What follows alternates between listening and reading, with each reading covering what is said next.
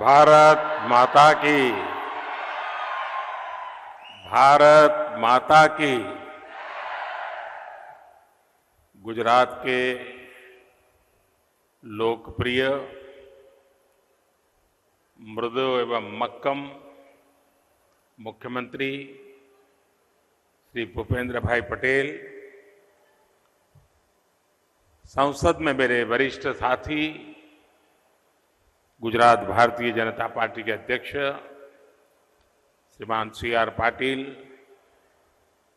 गुजरात विधानसभा के deputy speaker Shri Jethabhai, Gujarat सरकार के सभी मंत्रीगण, सांसदगण, विधायकगण, साबर डेयरी के पदाधिकारी और इससे जुड़े तमाम किसान भाई बहन, पशुपालक भाई बहन, आज साबर डेयरी का विस्तार हुआ है। सैकड़ों रुपए के नए प्रोजेक्ट यहां लग रहे हैं। आधुनिक टेक्नोलॉजी से लैस मिल्क पाउडर प्लांट और सेप्टिक पैकिंग सेक्शन, उसमें एक और लाइन जुड़ने से साबर डेयरी की क्षमता और अधिक बढ़ जाएगी। आज जिस नए प्लांट का भूमि पूजन हुआ है, वो भी साबर डेयरी के सामर्थ्य को बढ़ाने में मदद करेगा। मैं साबर डेयरी और इस सहकारी आंदोलन से जुड़े सभी किसान भाई बहनों को, डेयरी के चेयरमैन को, डेयरी के सभी डायरेक्टर्स को हृदय से बहुत बहुत बधाई देता हूं, बहुत बहुत शुभकामनाएं देता हूं। અને જ્યારે સાબર ડેરીની વાત આવે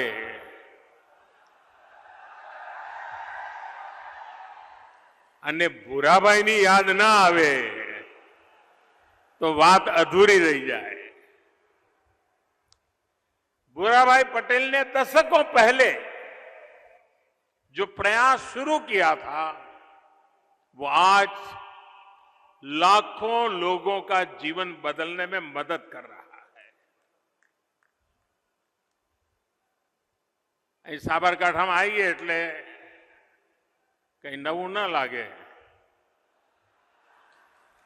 પણ રોજ કઈ નવું થતું દેખાય।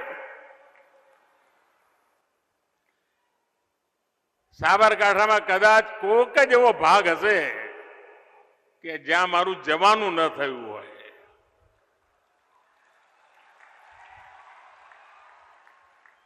અને સાબરકાંઠામાં આવીએ એટલે યાદ આવે બધું। बस स्टेशन पर उभा होइए, खेड़ खेड़ खेड़ खेड़, वड़ाली वड़ाली वड़ाली, ईड़र वड़ाली खेड़ बिलोड़ा, हड़ो हड़ो हड़ो।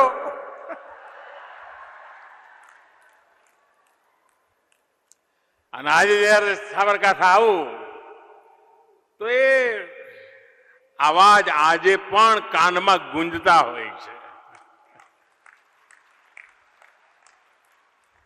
અહીં મારા અનેક સાથી સહયોગો અહીં આવો એટલે બધાને યાદ પણ આવે। કમનસીબે કેટલાક સાથીઓ આપણને છોડીને પરમાત્માને પ્યારા થઈ ગયા। हमारा श्रीराम सांखलानु नाम याद आवे, हमारा जयेंद्र सिंह भाई राठौड़, हमारा SM खाट, हमारा धीमंत पटेल, हमारा भाई गजानन प्रजापति, हमारा विनोद फलजीभाई नो केटला जूना साथियों અને આજે પણ અનેક લોકોના ચહેરા મારી સામે તરબડી રહ્યા છે. મારા વાલજીભાઈ હોય, અમારા પ્રવીણસિંહ દેવડા હોય, નાનો ભટકો પણ દોડે બહુ.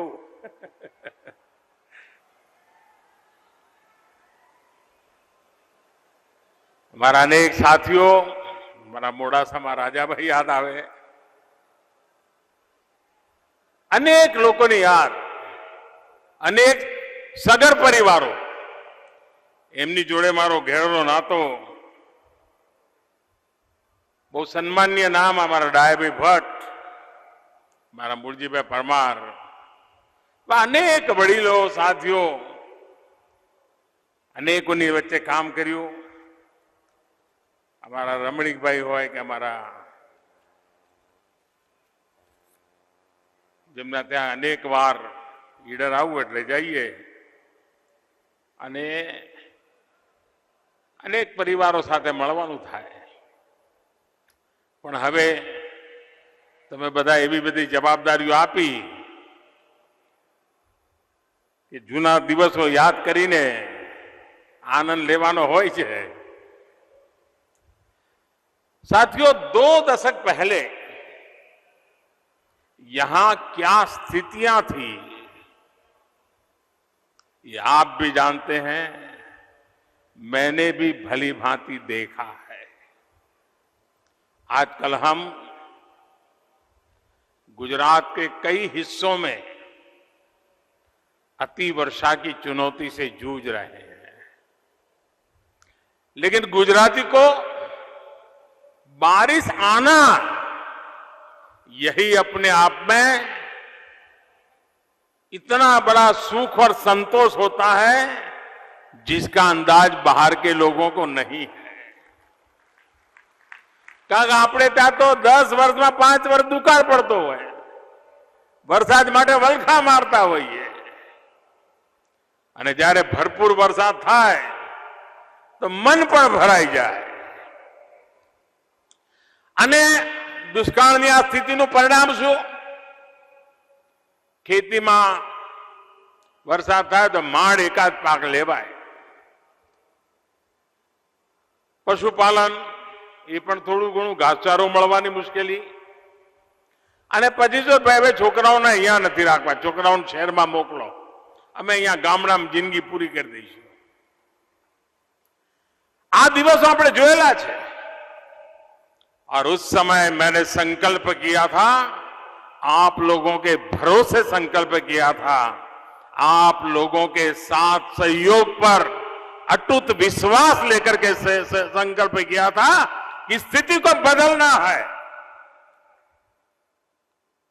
और इसलिए जैसे जैसे सिंचाई की सुविधाएं इसका गुजरात में विस्तार हुआ, वैसे वैसे कृषि के क्षेत्र में, पशुपालन के क्षेत्र में हमने बहुत विकास की वृद्धि की और डेयरी ने उसे बहुत बड़ी ताकत दी. अर्थव्यवस्था को डेयरी ने स्थिरता भी दी, डेयरी ने सुरक्षा भी दी और डेयरी ने प्रगति के नए अवसर भी दिए. हमारा बता और दांतों की डेंटल ट्रीटमेंट तक की चिंता की थी. और आपको तो पता है, पशु आरोग्य मेले में कुछ गाय जब उनके पेट को काटते थे तो 15-15, 20-20 किलो प्लास्टिक का वेस्ट निकलता था और देखने वालों के आंख में पानी आ जाता था. અને એટલે જ આપણે પ્લાસ્ટિકનો વપરાશ બંધ કરવાનું અભિયાન ચલાવ્યું છે. ભાઈ, આ પ્લાસ્ટિક આપણા પશુઓ માટે દુશ્મન પુરવાર થાય છે. બીજી બાજુ પશુઓની ચિંતા, પશુઓ को चारा मिल सके, દાણ સારું મળે, પશુનો આહાર સારો મળે. અને આજે મને બહેનો એક આનંદની વાત કરી, शायद इसका प्रचार बहुत कम हुआ है. उन्होंने कहा कि हम पशु अगर बीमार होते हैं तो आजकल आयुर्वेदिक दवाई से हम पशुओं को ठीक करते हैं। यानी पशुओं के लिए जो हमारी परंपरागत दादी मां की परंपराएं घरों में रहती थी, वे पुनर्जीवित हुई है। आयुर्वेदिक दवाओं से पशु की देखभाल, मैं गुजरात के डेयरी क्षेत्र के लोगों का, साबर डेयरी का हृदय से अभिनंदन करता हूं कि उन्होंने अपने पशुपालकों को आयुर्वेद दवा के द्वारा पशुओं की चिकित्सा का रास्ता और उसमें मदद की। આપણને ખબર છે, હું 2001 માં આવ્યો ત્યાં લોકો એમ કહેતા હતા કે સાહેબ સાંજે વાળું કરવા માટે તો વીજળી આપો। સાંજે વીજળી નહોતી મળતી ગુજરાતમાં। આપણે જ્યોતિગ્રામ યોજનાનું અભિયાન ચલાવ્યું। આજે 20-22 વર્ષના જે દીકરા દીકરીઓ હશે ને, એને તો ખબર નહીં હોય અંધારું કોને કહેવાય। અને ગુજરાતમાં જ્યોતિગ્રામ યોજના લાવ્યા અને જ્યોતિગ્રામ યોજનાએ ખાલી ગુજરાતના ઘરોમાં અજવાળું કર્યું, ટીવી ચાલુ કર્યા એટલું નહીં, અમારા ગામડામાં ડેરીને મિલ્ક ચિલિંગ યુનિટ ઉભા કરવામાં આ વીજળીએ મોટામાં મોટી મદદ કરી। એના કારણે દૂધનું કલેક્શન વધ્યું અને દૂધ બગડતું બચ્યું। ગાડી આવે લેવા માટે ત્યાં સુધી ચિલિંગ પ્લાન્ટમાં દૂધ સચવાઈ રહે અને એના કારણે વેસ્ટેજ પણ બચવા માંડ્યો। આ વીજળીની તાકાત હતી, એના કારણે આ શક્ય બન્યું। गुजरात में बीते 2 दशक में जो व्यवस्थाएं तैयार हुई, आज उसके बेहतर परिणाम मिल रहे हैं। आज गुजरात का डेयरी मार्केट 1 लाख करोड़ रुपए तक पहुंच चुका है। साथियों, मुझे याद है मैं 2007 में भी यहां आया, 2011 में भी आया। उस समय मैंने प्रोसेसिंग प्लांट करने का एक कार्यक्रम किया था और उस दिन मैंने हमारे डेयरी के साथियों के साथ बात कही थी। मैंने कहा, देखिए जी, आप महिलाओं की भागीदारी बढ़ाइए। और मुझे आज खुशी है कि दूध समितियों में महिलाओं को पहले ना के बराबर स्थान था, आज कम से कम 3 महिलाएं आज मंडी के उस डायरेक्टर के रूप में रहती हैं, वो मंडली को चलाती हैं और कुछ जगह पर तो पुरुषों से ज्यादा बहनें काम संभालती है। गुजरात में हमने ये भी नियम बनाया था और मैंने आज जब बहनें मिली तो पूछा, उस समय मैंने नियम बनाया था कि दूध भरने के लिए कोई भी आए, लेकिन दूध का पैसा किसी भी पुरुष को नहीं देना है। दूध का पैसा महिलाओं को ही मिलना चाहिए। और अगर महिलाओं के पास पैसे जाएंगे, पाई पाई का सही उपयोग होगा, परिवार की भलाई के लिए होगा, पशु के कल्याण के लिए होगा। और आज गुजरात में दूध का पेमेंट सिर्फ और सिर्फ महिलाओं को मिलता है और उसके कारण मेरी महिलाओं, बहनों की, माताओं की ताकत भी बहुत बढ़ गई है। गुजरात में सहकारिता की एक समृद्ध परंपरा रही है और संस्कार भी है, तभी तो सहकार है, और सहकार है तभी तो समृद्धि है। दूध से जुड़े सहकारी आंदोलन को जो सफलता मिली है, इसका विस्तार अब हम खेती से जुड़े बाकी क्षेत्रों में भी कर रहे हैं। देश में आज 10,000 किसान उत्पादक संघ, एफपीओ, इसके निर्माण का काम तेजी से चल रहा है। इन एफपीओ के माध्यम से छोटे किसान फूड प्रोसेसिंग से जुड़ी, एक्सपोर्ट से जुड़ी वैल्यू और सप्लाई चेन से सीधे जुड़ पाएंगे। इसका बहुत अधिक लाभ मेरे गुजरात के किसान भाई बहनों को होने वाला है। भाई और बहनों, किसान की आय बढ़ाने के लिए जो प्रयास बीते 8 वर्षों में केंद्र सरकार ने किए हैं, उसकी वजह से गुजरात समेत देश के अलग अलग हिस्सों में किसानों की आय में बढ़ोतरी देखी जा रही है। किसानों की आय में बागवानी, पशुपालन, मछली पालन, इसकी वजह से भी काफी वृद्धि हुई है। और इसमें भी सबसे बड़ी बात यह निकलकर सामने आ रही है कि जो भूमिहीन किसान है, जो सबसे गरीब होते हैं, उनकी आय में सबसे ज्यादा बढ़ोतरी दर्ज की गई है। इसी तरह बहुत छोटी जमीन वाले किसानों की आय में भी वृद्धि हुई है। यानी फसलों के अलावा आय के वैकल्पिक माध्यमों पर काम करने की रणनीति आज काम आ रही है। खादी और ग्रामोद्योग भी इसका एक उत्तम उदाहरण है। खादी और ग्रामोद्योग का टर्नओवर पहली बार 1 लाख करोड़ रुपए से ऊपर गया है। यही कारण है कि बीते 8 वर्षों में इसी क्षेत्र से 1.5 करोड़ से ज्यादा नए रोजगार गांव में बने। 2014 से पहले के 7-8 सालों की तुलना में बीते 8 सालों में मधुमक्खीનો ઉછેર, મધનું ઉત્પાદન અને મને તો સાબર ડેરીએ કહ્યું હવે અમે પણ આખા સાબરકાંઠામાં મધના ઉત્પાદન માટે ખેડૂતોને તૈયાર કરી રહ્યા છે, એમને બોક્સ આપી રહ્યા છીએ અને આટલા ટૂંકા ગાળામાં મધનું ઉત્પાદન લગભગ ડબલ થવા પહોંચ્યું છે, લગભગ ડબલ। આ એક વધારાની આવક। અને ખેતરમાં મધુમક્ખી હોય ને એટલે એ બી તમારા સાથીની જેમ કામ કરે, ખેત મજૂરની જેમ તમારી મદદ કરે। મધુમક્ખી ખેતીમાં પૂરક થાય એટલું જ નહીં, પેટ્રોલમાં ઇથેનોલ બ્લેન્ડિંગ બનાकर 10% થી વધારે આજે આપણે પેટ્રોલમાં ઇથેનોલ એને મેળવીએ છીએ। આ ઇથેનોલ બને છે કેવી રીતે? શેરડીના સાંઠામાંથી, શેરડીમાંથી, મકાઈમાંથી। એટલે અત્યાર સુધી ખાડીનું તેલ આવતું હતું, હવે એમાં ઝાડીનું તેલ પણ ભળવા માંડ્યું અને ખાડીનું ને ઝાડીનું તેલ મળીને આજે આપણા વાહનો દોડે છે અને पर्यावरण पर रक्षा થાય છે।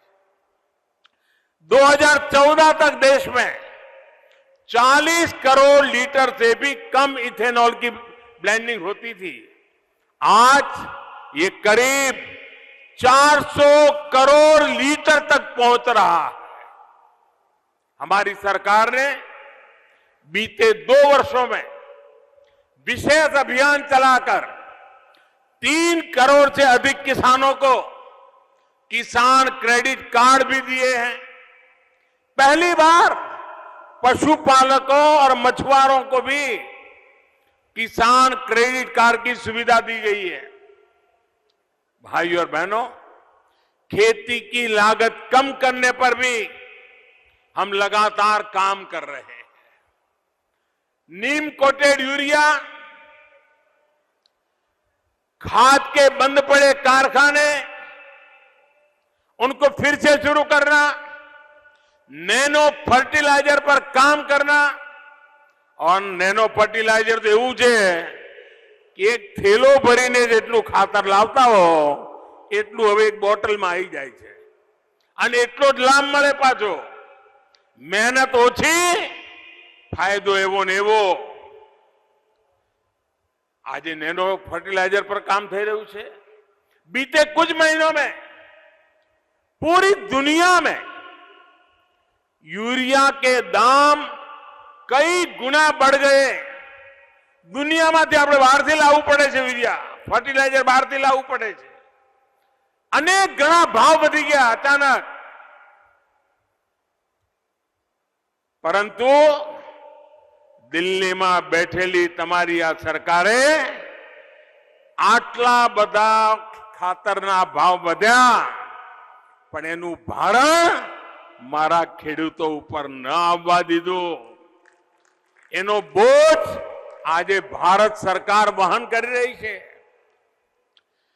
યુરિયાની 50 કિલોની બેગ એ સરકારને 3,500 રૂપિયામાં પડે. જરા બોલશો તમે કેટલામાં? 3,500 રૂપિયાની એક થેલી. કેટલા? જરા બોલો ને, યાદ રહે, કામમાં આવે. 3,500 રૂપિયા. કેટલા? અને સરકાર ખેડૂતોને કેટલામાં આપે છે? 300 રૂપિયામાં. 3,500 ની થેલી મારા કિસાન ભાઈઓને બોજ ન પડે, આખા દેશમાં માત્ર 300 રૂપિયામાં આપવામાં આવે છે.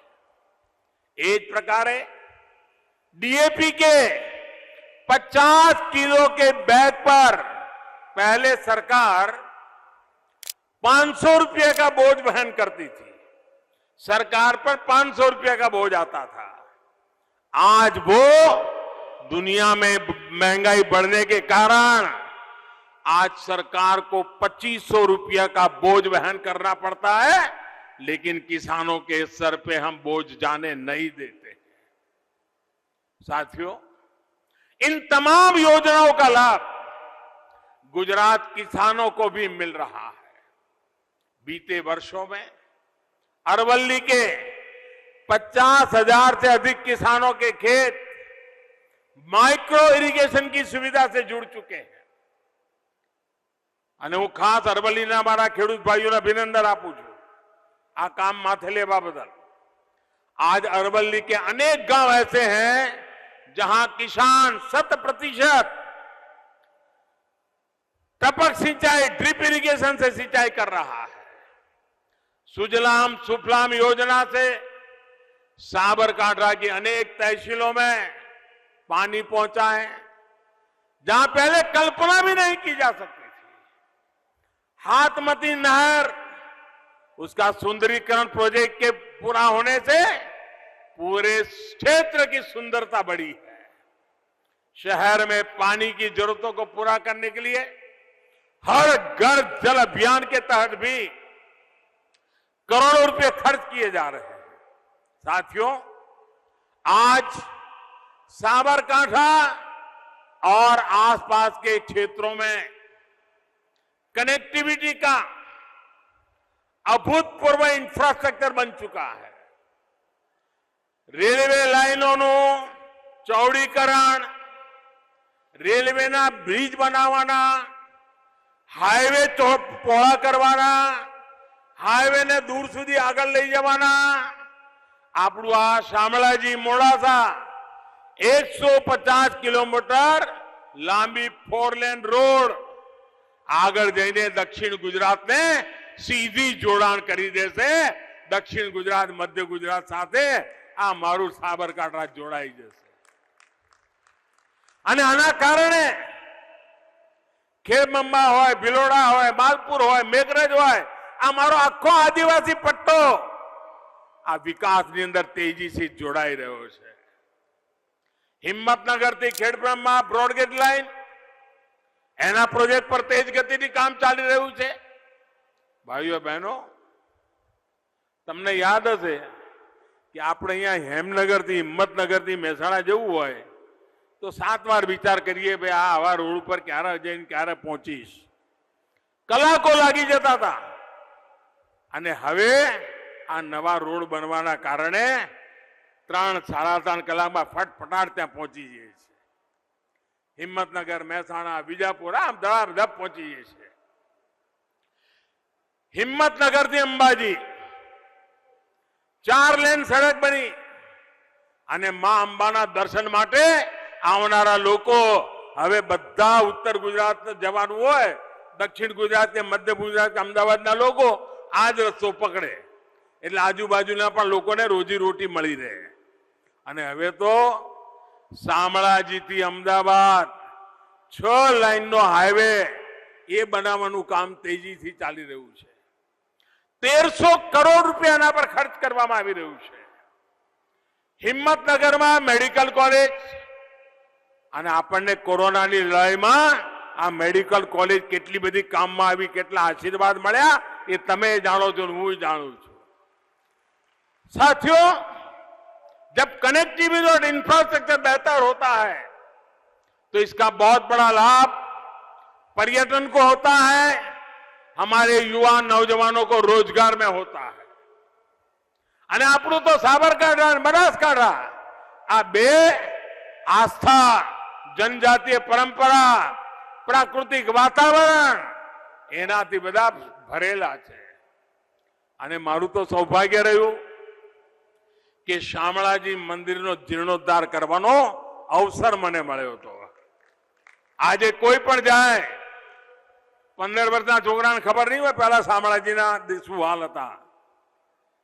અને આ ક્ષેત્રમાં જે વિકાસ થઈ રહ્યો છે એના કારણે યાત્રીઓની સંખ્યા વધી રહી છે, એના કારણે રોજીરોટીના અવસર વધી રહ્યા છે.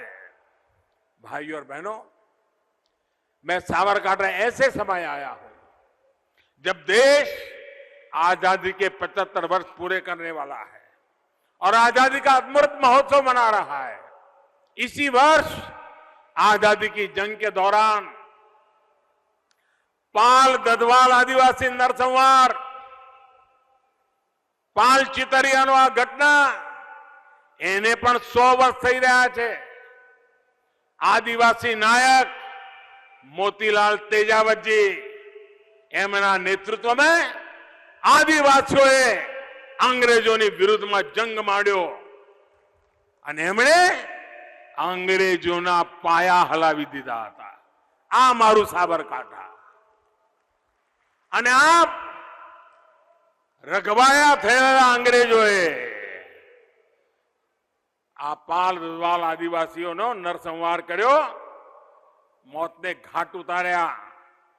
પરંતુ દુર્ભાગ્ય, આઝાદી પછી આ ઘટના ભૂલાવી દેવામાં આવી.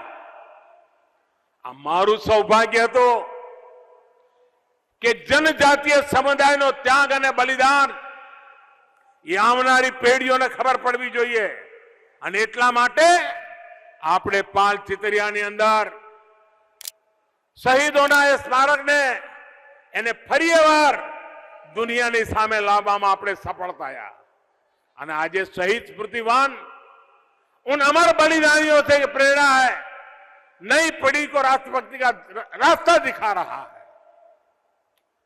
मेरा यो भी सौभाग्य रहा कि प्रधानमंत्री के रूप में आजादी के लिए आदिवासी समाज के योगदान को राष्ट्रीय पहचान दिलाने का भी अवसर मिला है. हमारी सरकार ने 15 नवंबर भगवान बिरसा मुंडा एमना जन्म दिवस ने जनजातीय गौरव दिवस तरीके आखो देश मनावे ये हमें निर्णय कर्यो छे. हमारी सरकार देश भर में आदिवासी स्वतंत्रता संग्राम इन सेनानियों की याद में विशेष संग्रहालय भी बनवा रही है. साथियों, आजादी के इस महत्वपूर्ण पड़ाव पर एक और बड़ा संयोग हुआ है. पहली बार जनजातीय समाज से आने वाली देश की बेटी भारत के सबसे बड़े संवैधानिक पद पर पहुंची है.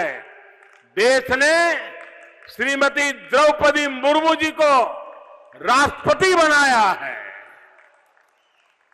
130 करोड़ से अधिक भारतवासियों के लिए बहुत गौरव का क्षण है. जिस समावेशी लोकतंत्र का सपना आजादी के लिए अपना बलिदान देने वाले हमारे पूर्वजों ने देखा था, वो आज साकार हो रहा है. साथियों, आज मैं साबरकांठा इस पवित्र धरती से गुजरात के सभी लोगों से आग्रह करता हूं, देशवासियों से भी आग्रह करता हूं, और अभी हमारे मुख्यमंत्री जी ने भी बताया, आजादी के 75 वर्ष पूरे होने पर हर घर तिरंगा अभियान शुरू किया जा रहा है।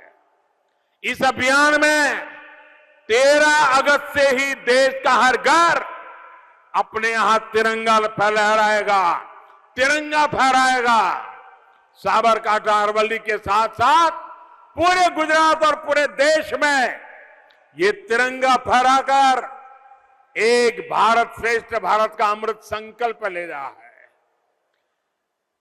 जिन लोगों ने देश की आजादी के बलिदान दिया, उनकी आत्मा जहां भी होगी, जो आपके घर पर तिरंगा लहराता देख करके उनकी आत्मा आपके परिवार को भी आशीर्वाद देने वाली है।